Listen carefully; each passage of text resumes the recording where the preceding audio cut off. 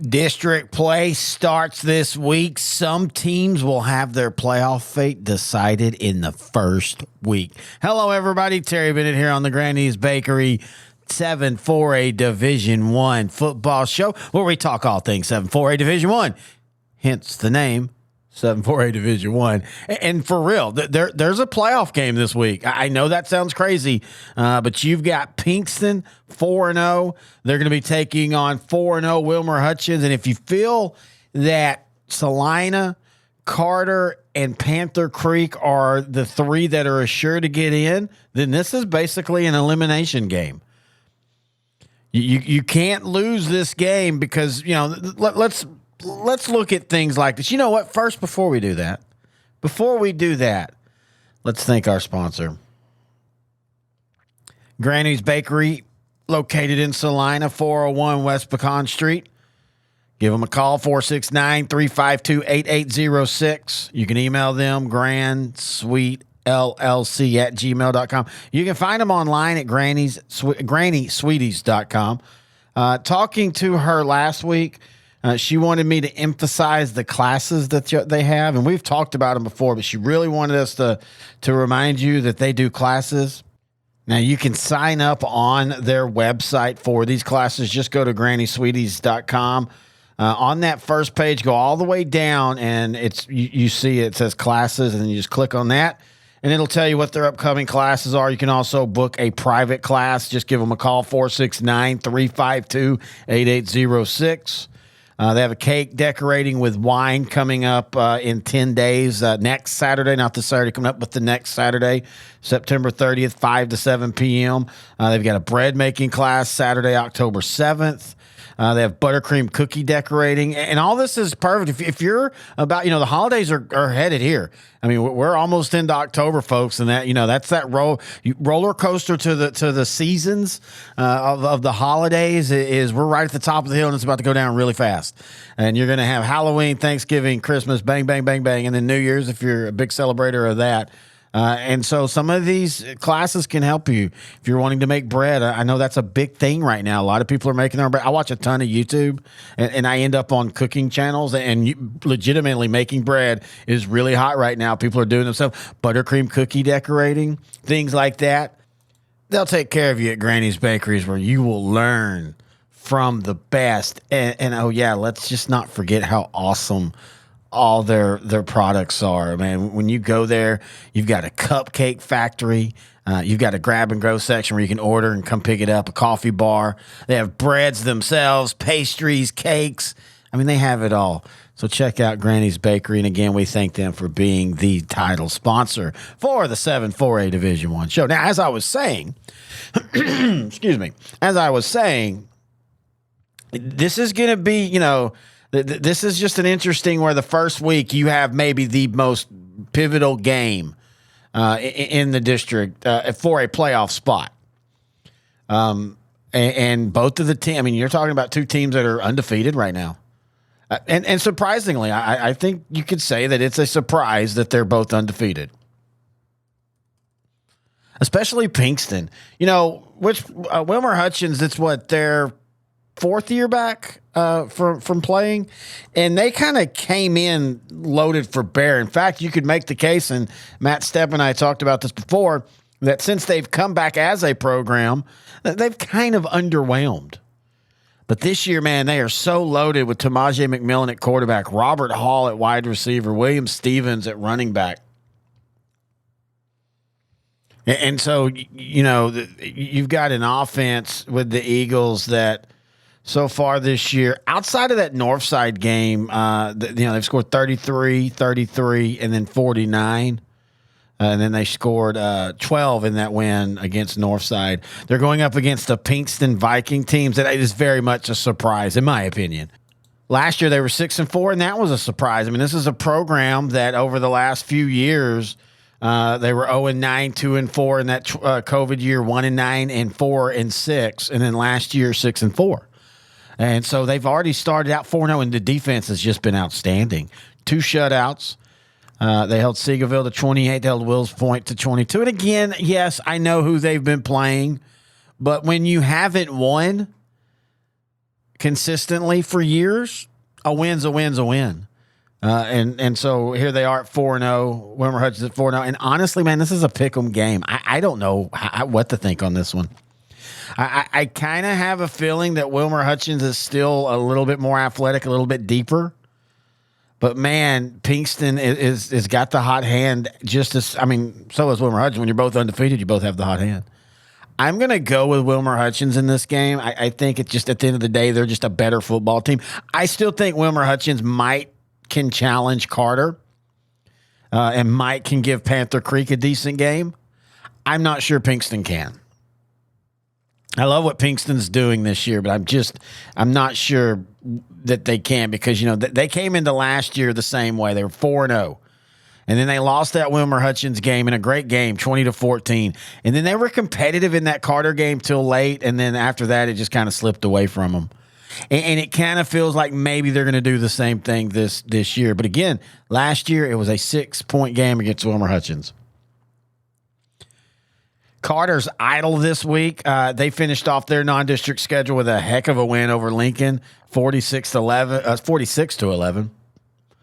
Carter was powered by a 26-point second quarter. Sound like I said 26th. Caden Landry rushed for almost 200 yards, 197 with 4 touchdowns. Carter racked up 503 total yards. Here's the weird stat of the week. Lincoln got 4 of their points on 2 PAT blocks and returns. I mean, you don't see 1, but to see 2 in one game, and hey, that's one of those things Carter needs to figure out. You can't be doing that when you play Salina or Panther Creek or Wilmer Hutchins or even Pinkston. And that could come back to hurt them. It didn't in this game, but Lincoln is so down. Lincoln's 1-3. They only scored 1 real touchdown on the day. But for that offense for Carter, man, they are looking really, really good. 65 against Yates, 20 against Kimball. Sunnyvale held them the 14, and that's still just a weird game for me. There's just whatever it is that Sunnyvale does to Carter, they did it again because last year Sunnyvale beat them 42-18. And then they scored again 46 against Lincoln. Again, they're idle this week. They're on the road next week to play Pinkston. And so you don't know what game are you going to get from Pinkston? Are you going to get a team that's, just took a huge step in securing a playoff spot? Or are you going to get a team that now needs to have to pull upsets? Either one's not, can be trapped for them. Again, last year it was 32-7. If I remember right, it was pretty close going into that third quarter. Salina will start district play against Carrollton Ranchview. Now, the Bobcats were in an instant classic last week against Anna. In fact, Grant Goodwin and I, sideline to sideline, we talk 4A, we talk 3A, and we talk 2A each and every week right here on L4 Media. We're also on YouTube at L4 Media Company. We broke this game down, and so this is what we call in the biz a little cross-promotioning, a little cross-marketing.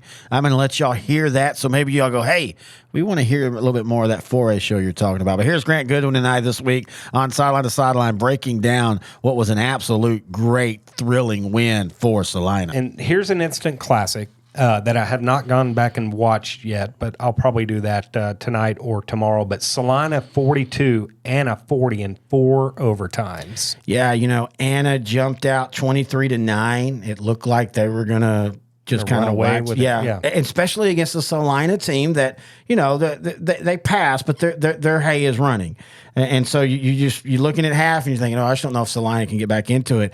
They got 14 points in the third, 7 in the fourth. Both of them got 7 in the fourth, and then they went into overtime. Now I picked Salina in this game, and I specifically said though they can't. And I thought you were crazy. Well, for other reasons, but add that on there. But I said it couldn't be a shootout. Now I know again 42-40, but this game was 32-30 or 30-30 at half. I mean at the end of the game. Again, in today's football, that's not really a shootout. No, not anymore. But Salina in that second half, they ended up rushing for over 200 yards in the second half alone. And on the night, Logan Gutierrez ran for 131 yards on 19 carries. Harrison Williams, 21 attempts, 97 carries. And I think that's the difference with Salina this year is it seems like for the last few years they've always had a back. And they had other backs, but there was a hierarchy. And Salina's always been best when they've got multiple backs. And with Williams and Gutierrez, one's a junior, one's a sophomore. Knox Porter, you're just asking him not to make too many mistakes. He was 9 of 22, 119 yards, but he did have a touchdown. And more importantly, again, no mistakes. And that's what ended up costing Anna. Zeandre Williams threw for 330 yards, but he also had a key interception. And what a win that was. Big win for Salina. You know, I felt like I was like the only person picking Salina. And I could see why. They were the underdog going into this game. But let's remember, I know Anna won both games last year against Salina. But let's remember, one was 28-25 and one was 27-24. Both games, we're talking one possession completely changes everything. And I just felt that the one thing that Salina could do against Anna was run the ball. And they were able to run the ball against them. And then that's where they made hay. Now, you have to kind of peel back the stats, though, and realize that Anna almost had 500 total yards of offense. Salina only had 349. But Salina did have 230 yards rushing. Logan Gutierrez had 131. Harrison Williams had 97. Gutierrez had 2 touchdowns. Harrison Williams had 1. But if they're going to play again, and there's a good chance I think they will play each other again in the playoffs, Salina, they're going to have to figure out how to slow down Anna a little bit more. And you can't say, well, all you got to do is score more points. Yes, you do, but the point total of 40 in overtime, 30 in regulation doesn't match up to the 493 yards of total offense. And so you just have to be careful. If you're Salina, you're going to have to figure out, if you play them again, you're going to have to figure out to get a couple more stops and figure out how to slow down a very high octane offense a little bit more. Or I just don't know if you can get away with another 42-40 2-point type win when you get outgained by almost 150 yards. But they'll start district play up this week against Carrollton Ranchview.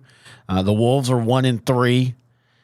They got beat by Wichita Falls Hershey 60-18. Coach Richard Leonard there, brand new coach, was the OC over at Byron Nelson. I mean, it feels like you say this about this program, but restarting. A few years ago, they were actually pretty salty, man. They were 9-2, like in 2019. In fact, Salina beat them in the playoffs, first week of the playoffs. I totally forgot it was Salina that beat them. But man, since then it's just been a slog. 0-7, 0-8, 0-7, 0-9, and 2-8. So yeah, Salina's going to be able to name their score in this one. You want to stay healthy and get to week 2 of the district play. For Salina, they don't really, their first 2 should be pretty good walkovers. Carrollton Ranchview and North Dallas. Then you've got Hutchins. Then you've got Carter. And then you end the season with Frisco Panther Creek. And let's talk about the Panthers. 3-0 on the year. They beat Aubrey. 3-1 on the year. They beat Aubrey last week 31-7. As they had 423 total yards, 361 through the air. Braxton Roberts was 22 of 29. Jeez, 75%, a little bit over 75% actually. 4 touchdowns. On the ground, they didn't run for a ton, but I mean, Seth Jackson averaged 8 yards a carry. He had 67 yards. Christian Trickett, maybe the best wide receiver in 4A in the DFW area, he had 181 yards and 4 touchdowns on 7 receptions. That's just absolutely crazy. On the season, Braxton Roberts is thrown for 1,300 yards, 13 touchdowns, and 3 interceptions. Trickett has 26 catches, 581 yards. He's averaging over 22 yards a clip. Oh, and he has 10 touchdowns as well. Panther Creek can score with people. That's not going to be the issue. For them, it's going to be how do they play defensively against the Salinas. To compare, I don't know if you really can compare, but last year they lost to Aubrey 68-0. Now, Aubrey is not, this year's Aubrey team is not as good as last year, but just for a comparison, this year Panther Creek won 31-7. But last year they also gave up 53 to Salina and then 62 to Anna in the playoffs. And so again, for the Panthers, if they've got their defense just a little better, they don't even have to be great, just a little better, make some stops, then this Panther Creek team, I legitimately think could still challenge Salina for the district championship. I still think it's Salina, Panther Creek, and Carter, 1, 2, and 3. I think Salina's a little bit over them, too. I think Panther Creek's a little bit over Carter, and then I think Carter's a little bit over Wilmer Hutchins. It's going to be a fun district, though, and I'm glad that we're having this show. And again, Matt Diggs will be back next week. He ended up going to New York for some stuff this week. He likes to travel the world, and I think he went up there to watch a little AEW wrestling, so we weren't able to get him this week, but we will have him next week. And we do appreciate everybody that listens to this show. We thank our sponsor, Granny's Bakery, again, located in Salina at 401 West Pecan Street. If you go in there, tell them that you heard about them on our show. We really do appreciate that. If you have any questions, thoughts, or comments, just email me, Terry, at s2ssport.com about 7-4A Division I or about 4A in general. And by the way, again, remember you can hear Grant Goodwin and I talk each and every week about 4A. Sideline to sideline. We also talk 3A and 2A. You can find those audio, s2sgrantandterry.com, on YouTube at L4 Media Company. And until next week, this has been the Granny's Bakery 7-4A Division I show right here on S2S Sports, part of L4 Media.